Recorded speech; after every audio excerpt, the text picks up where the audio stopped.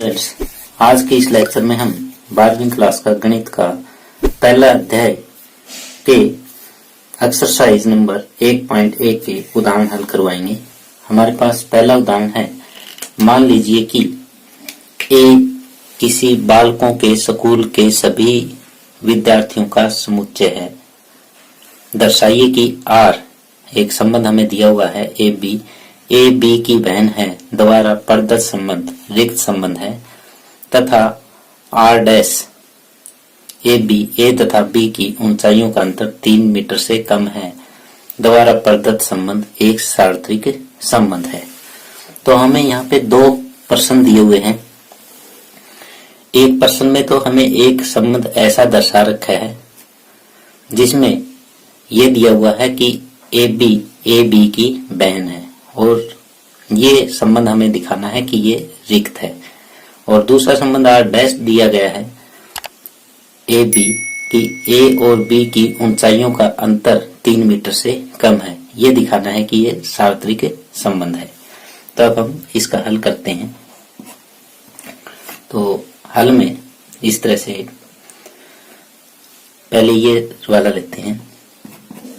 R A B और A B की बहन है।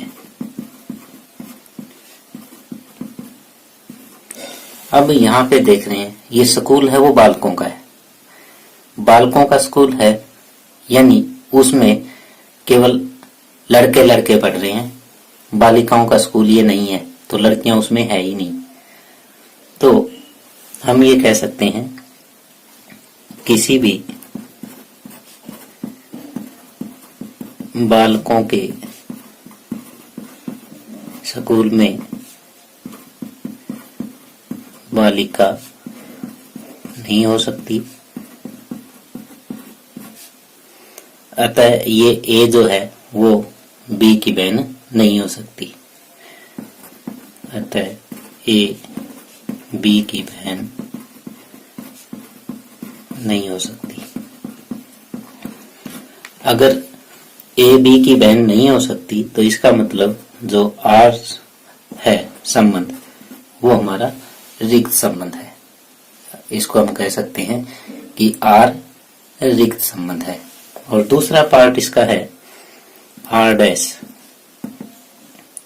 यानी पहले भाग में तो हमने ये रिक्त दिखाना था और दूसरा दे रखा है आर डैश यानी ए और बी विद्यार्थी है और इनकी ऊंचाइयों का अंतर 3 मीटर से कम है। ए तथा बी की ऊंचाइयों का अंतर 3 मीटर से कम है। ये संबंध हमें दिखा रखा है।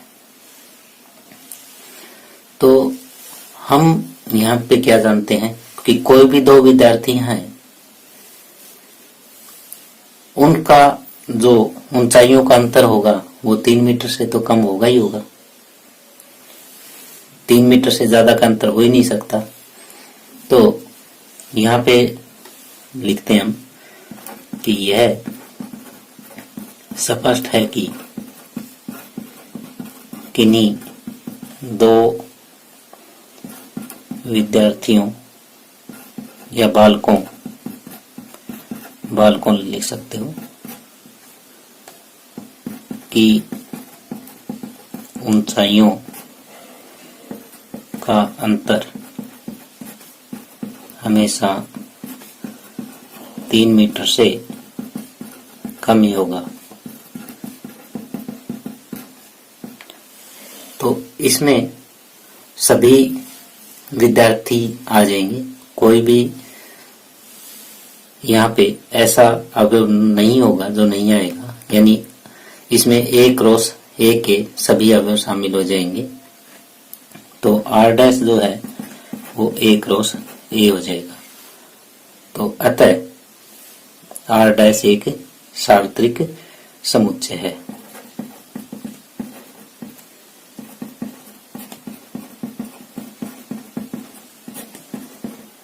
सार्वत्रिक संबंध है।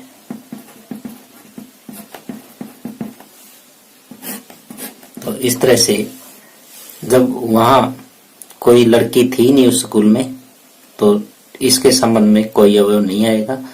और जब सारे बच्चों की ऊंचाइयों का अंतर 3 मीटर से कम है, तो इसका मतलब इसमें आर डैश में जितने संबंध बन सकते हैं मैक्सिमम, यानी a गुणा a, यानी जो उनके कार्तीय गुणन है उनकी संख्या के बराबर ही हमारा आर डैश आ जाएगा।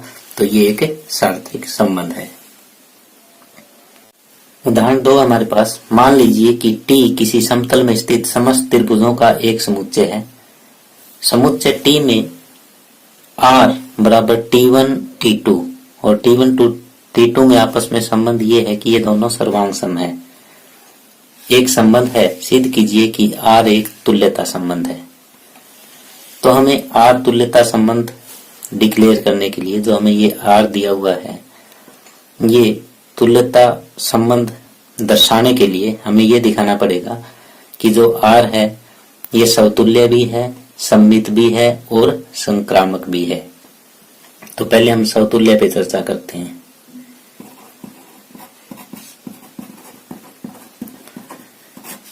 कि जो R है वो समतुल्य है कि नहीं है। तो हम जानते हैं कि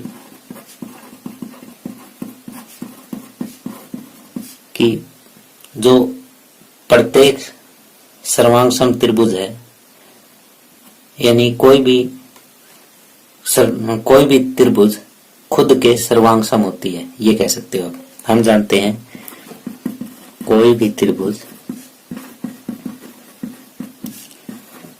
अपने आप के सर्वांग सम होती है।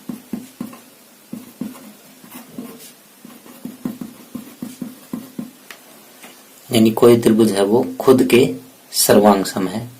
तो अतः यानी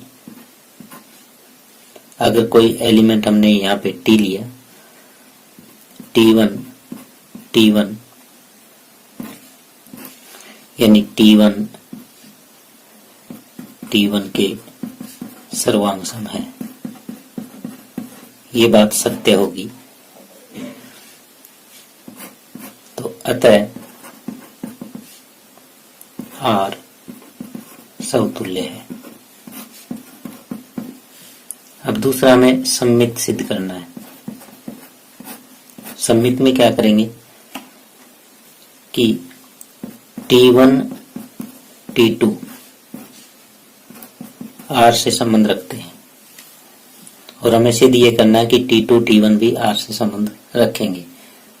तो इसका अर्थ ये है कि T1 सर्वांग सम है T2 के, यानी T1 T2 के सर्वांग सम है।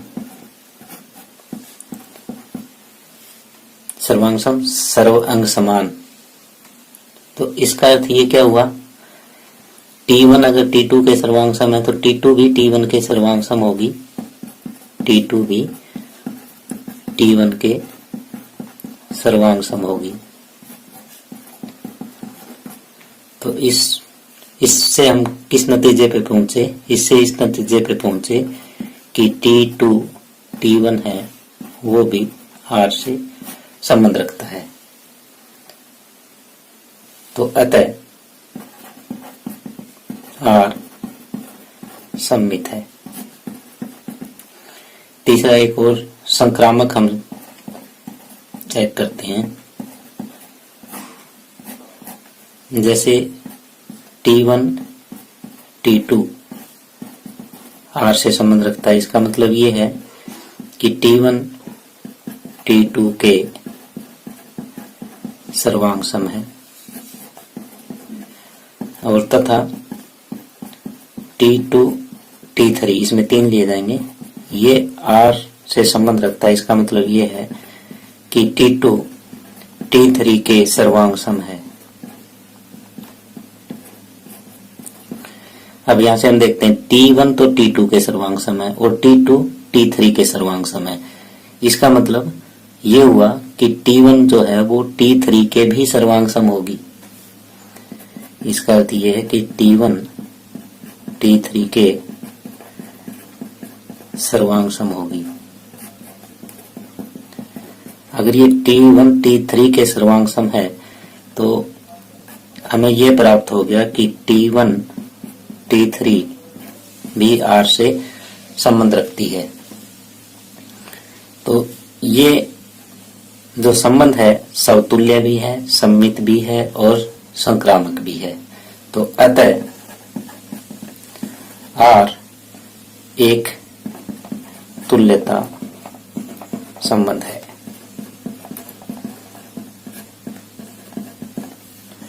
तो इस तरह से हमारा उदाहरण नंबर 2 कंप्लीट होता है। उदाहरण 3 है हमारे पास। मान लीजिए कि L किसी समतल में स्थित समस्त रेखाओं का एक समुच्चय है तथा R L1 L2 पे लंब है, यानी पहला अवयव दूसरे पे लंब है। समुच्चय L पे परिभाषित एक संबंध है। सिद्ध कीजिए कि R सम्मित है किंतु न समतुल्य है और न ही संक्रामक। तो हमें जो ये R दिया हुआ है वो इस टाइप से दिया हुआ है।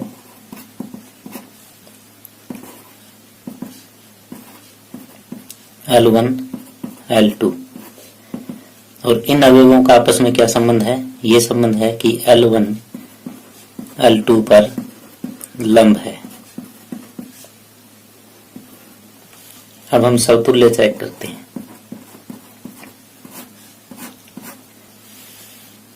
अब हम जानते हैं कि कोई भी रेखा खुद पे लंब नहीं हो सकती।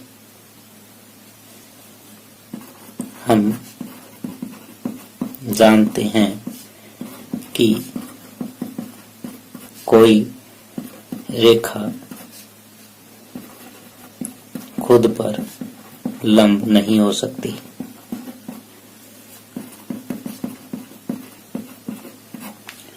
तो अतः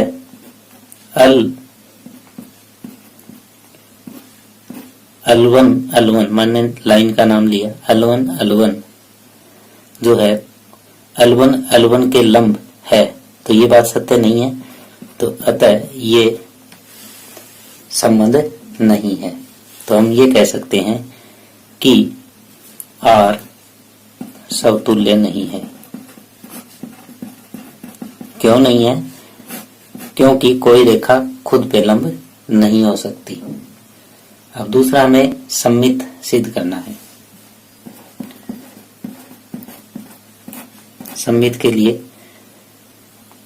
हमारे पास L1 और L2 R से बिलोंग करता है, यानी ये संबंध R का सदस्य है।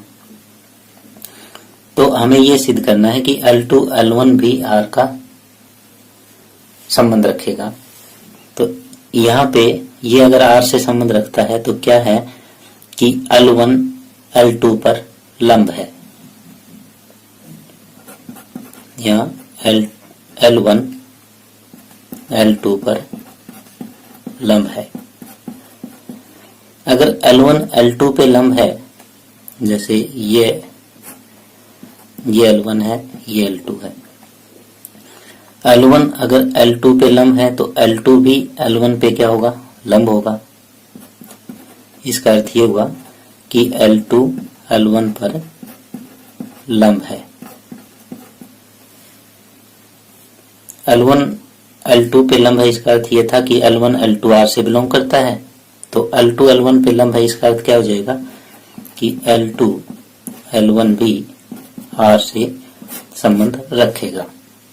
अतः हम ये कह सकते हैं कि R सम्मित है। तीसरा हम संक्रामक चेक करेंगे कि हमारा दिया गया संबंध है वो संक्रामक है कि नहीं है।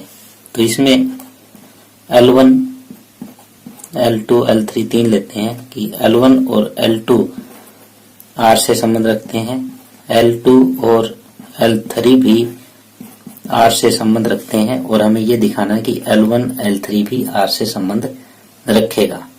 अगर रखता है तो संक्रामक है, नहीं तो संक्रामक नहीं है। L1 L2 R से संबंध रखता है, इसका अर्थ क्या हुआ? इसका अर्थ ये है कि L1 L2 पर लंब है। इसका अर्थ ये है कि L2 L3 पर लंब है, कि L1 यहाँ पे देख रहे हैं L1 L2 पे लंब है, ये L1 है, ये L2 है, और L2 पे L3 लंब है, ये L3 लंब हो गया। तो क्या L1 पे L3 लंब होगा?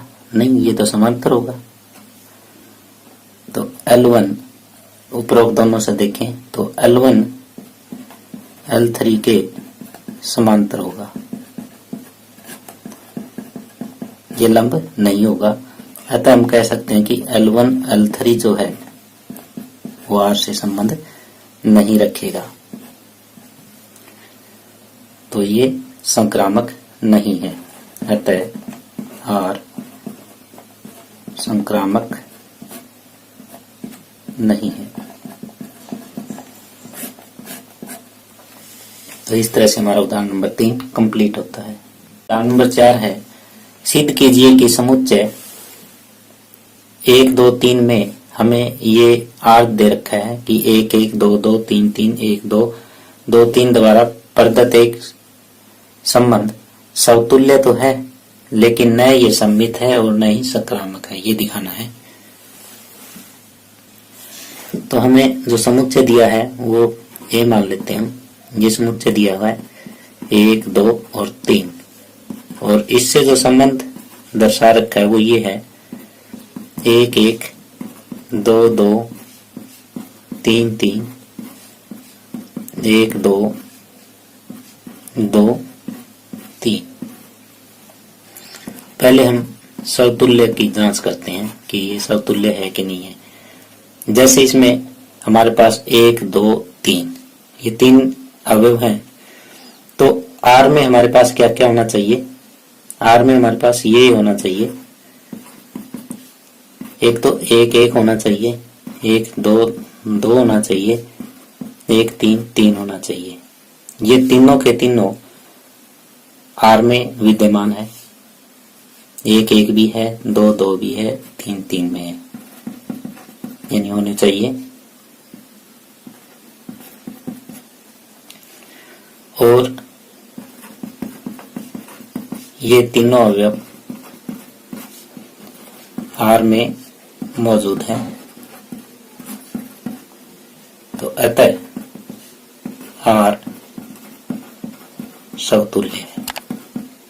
दूसरा हम चेक करते हैं कि ये सममित है कि नहीं है। सममित के लिए जैसे हमारे पास यहाँ 1 2 इन चीजों को हम अब नहीं देखेंगे, हम बचे हुए अवयवों को देखेंगे। जैसे जो दोनों सेम है उसमें सममित हम नहीं देखेंगे, तो बचे हुए अवयव 1 2 हैं, ये हमारा R से संबंध रखता है। तो ये होना चाहिए कि 2 1 भी R से संबंध रखे, लेकिन ऐसा यहाँ पे नहीं है। 2 1 R से संबंध नहीं रखता, तो अतः R सममित नहीं है। अब तीसरा, संक्रामक है कि नहीं है, ये चीज चेक करनी है। संक्रामक के लिए हम ये देख रहे हैं कि 1 2 R से संबंध रखता है, दूसरा 2 3 भी R से संबंध रखता है, लेकिन अब 1 3 भी R से संबंध रखना चाहिए।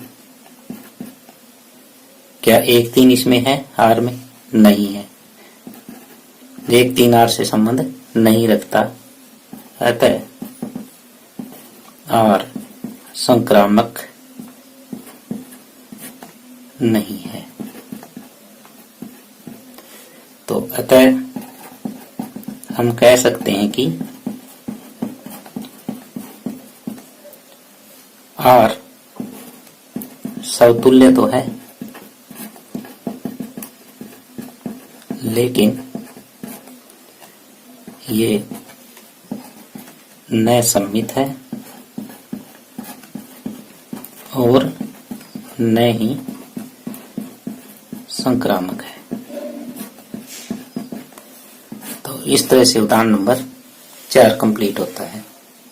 आगे उदाहरण 5 है, सिद्ध कीजिए कि पूर्णांकों के समुच्चय Z में आर ए बी संख्या 2 ए बी को विभाजित करती है, यानी ए माइनस बी को विभाजित करती है। द्वारा प्रदत्त संबंध एक तुल्यता संबंध है। तो हमें आर क्या दिया हुआ है, आर हमें इस टाइप से एक संबंध दिया हुआ है ए बी का, जहां ये संख्या 2 ए माइनस बी को विभाजित करती है, ये संबंध दिया हुआ है।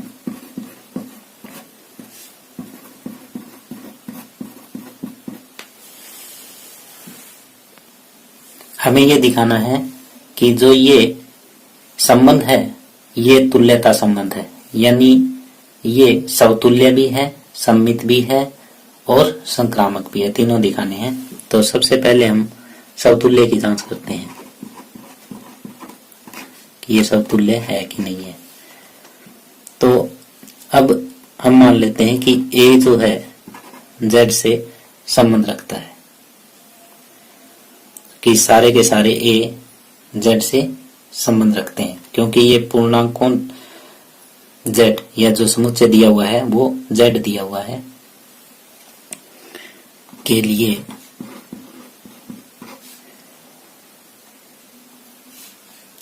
जैसे संख्या 2 है, a माइनस ए को विभाजित करती है,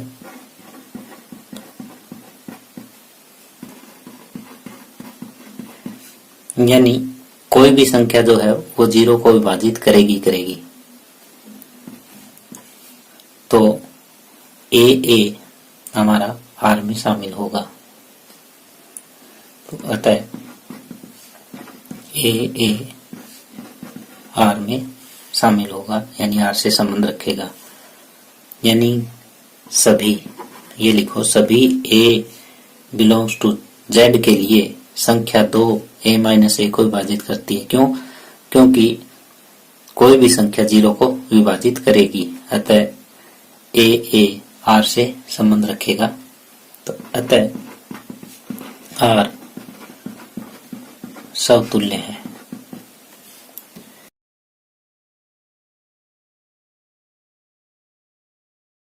दूसरा हम सममित चेक करेंगे। सममित में ये लेते हैं कि यदि ए बी आर से संबंध रखता है, तो इसका मतलब क्या हुआ कि संख्या 2 ए माइनस बी को विभाजित करती है।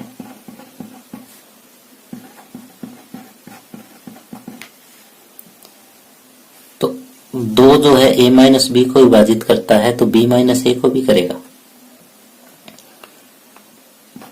ये क्या इंप्लाइज करता है? तो संख्या 2 जो है बी माइनस ए को भी विभाजित करेगी।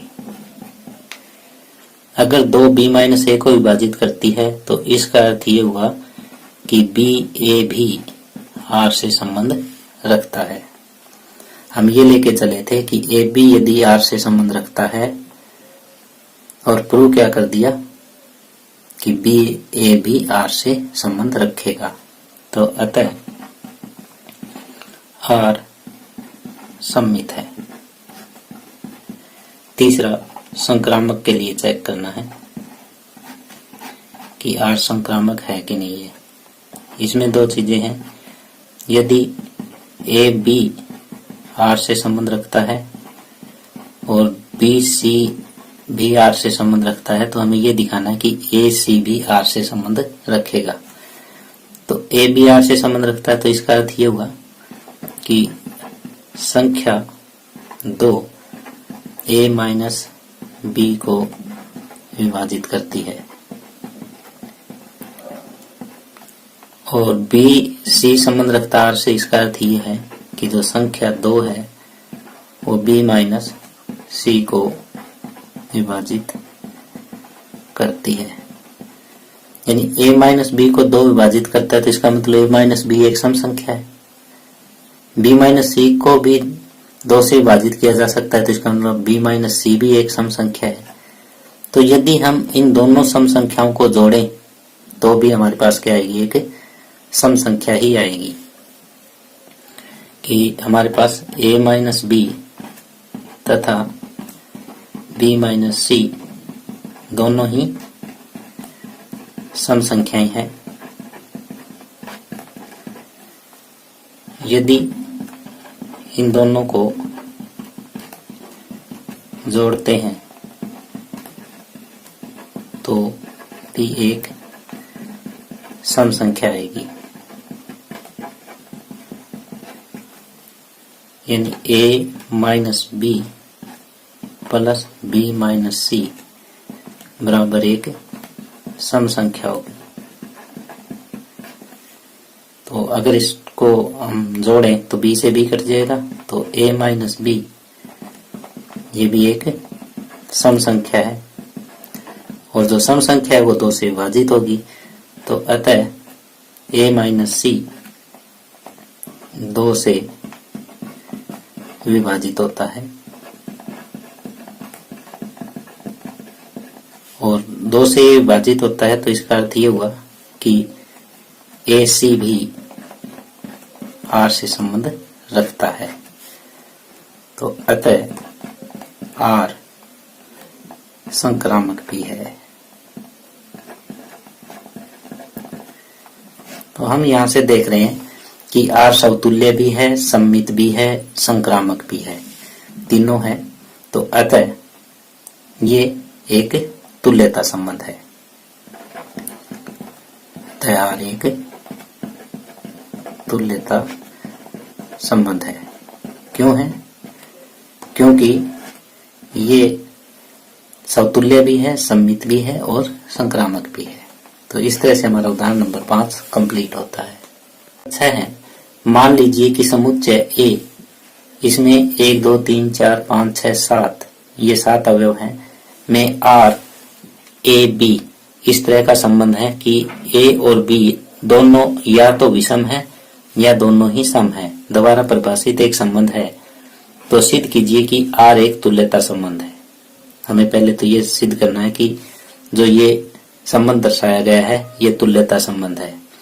इसके साथ ही सिद्ध कीजिए कि उप समुच्चय 1 3 5 7 जो विषम संख्याओं का समुच्चय है वो एक दूसरे से संबंधित है, और दूसरा उप समुच्चय 2 4 6 इसके सभी अवयव एक दूसरे से संबंधित है, परंतु उप समुच्चय 1 3 5 7 का कोई भी अवयव उप समुच्चय 2 4 6 से किसी भी अवयव से संबंधित नहीं है। ये चीज दर्शानी है। तो हमें समुच्चय दिया हुआ है A, इसमें 1 2 3 4 5 6 और 7 अवयव दिए हुए हैं, और जो संबंध दर्शा रखा है वो इस तरीके से है कि या तो ये दोनों सम है या ये दोनों विषम है, या तो A तथा B दोनों सम है या दोनों विषम है। ये चीज दिखा रखी है, ये संबंध है। अब हम समतुल्यता की जांच करते हैं। ये संबंध समतुल्य है कि नहीं है। समतुल्य के लिए भाई या तो ये अवयव है वो सम है या विषम है। तो A का प्रदत्त कोई अवयव A क्या है, या तो सम है या विषम है।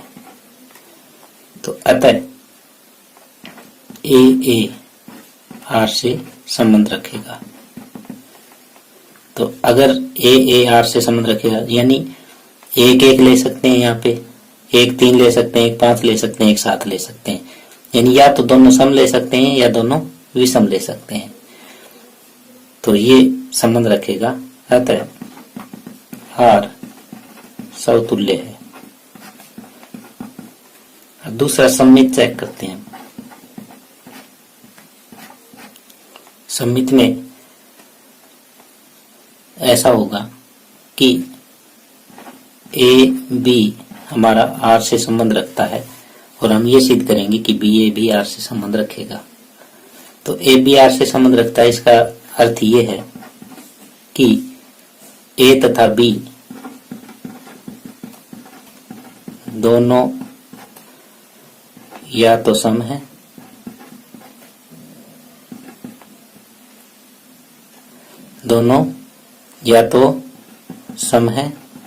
या विषम है।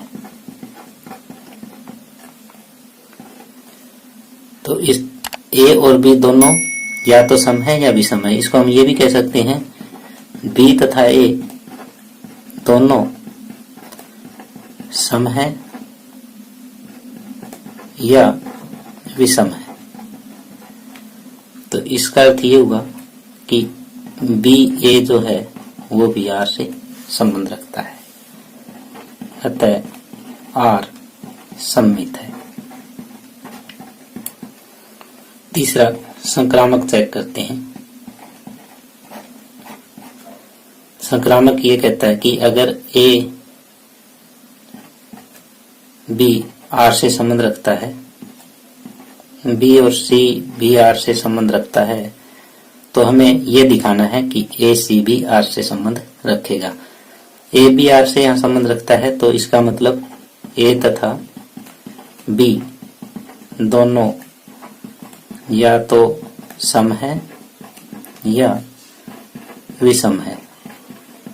इसी तरह से बी सी अगर R से बिलोंग करता है, तो इसका अर्थ ये हुआ बी तथा सी दोनों या तो सम है या विषम है।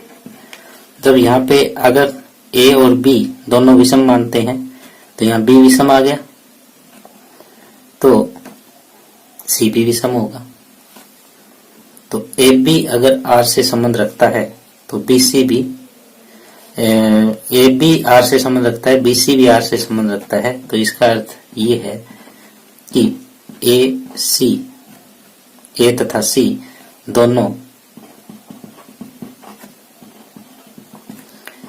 या तो सम है या विषम है। तो यहाँ पे हमने ये डिक्लेयर कर लिया कि ए सी जो है वो R से संबंध रखता है, अतः R संक्रामक है। तो यहाँ पे R समतुल्य भी है और सममित भी है और संक्रामक भी है। तो ये तीनों संबंध यहाँ पे है, तो R में तुल्यता का संबंध है। तो अतः R एक तुल्यता संबंध है। तो यहाँ तक हमारा ये पहला पार्ट कंप्लीट हुआ है कि R एक तुल्यता संबंध है, ये हमें सिद्ध करना था। साथ में हमें ये सिद्ध करना है कि उपसमुच्चय 1, 3, 5, 7 के सभी अवयव एक दूसरे से संबंधित है। तो 1, 3, 5, 7 ये देख रहे हैं हम, तो ये सारे के सारे विषम हैं। कि पुनः उपसमुच्चय 1, 3, 5, 7 ये दिया हुआ है कि सभी अवयव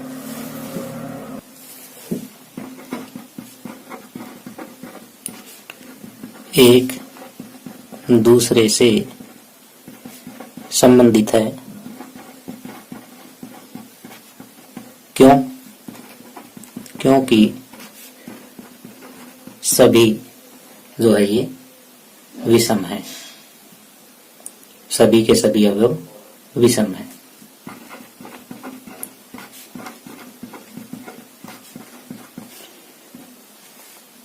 और दूसरा एक उपसमुच्चय और दिया हुआ हमें 2, 4, 6। साथ ही इसके सभी अवयव भी एक दूसरे से संबंध रखेंगे कि सभी अवयव एक दूसरे से संबंधित है, क्योंकि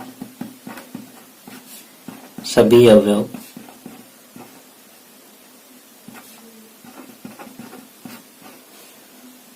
सम है।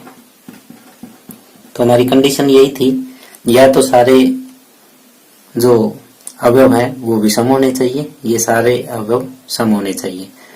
तो ये जो वो दो उपसमुच्चय दिए हुए थे, इनके सभी अवयव एक दूसरे से संबंधित होंगे। लेकिन जो ये 1, 3, 5 और 1, 3, 5 और 7 ये उपसमुच्चय है, इसका कोई भी अवयव